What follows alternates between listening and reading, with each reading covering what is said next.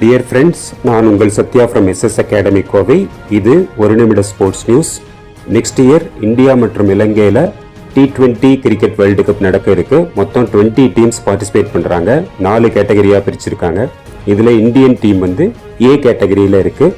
இதுக்குண்டான team நேற்று select பண்ணியிருக்காங்க. இதில் வந்து சுப்மன் கில் சேர்க்கலை, சஞ்சு சாம்சன், அதே மாதிரி இஷான் கிஷன், ரிங்கு சிங் இவங்கெல்லாம் உள்ளே வந்திருக்காங்க.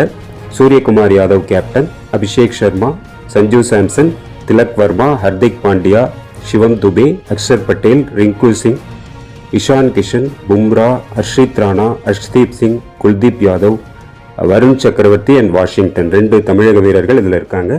இந்தியன் டீமுக்கு நம்ம இப்போவே வாழ்த்து தெரிவிச்சுக்கலாம்.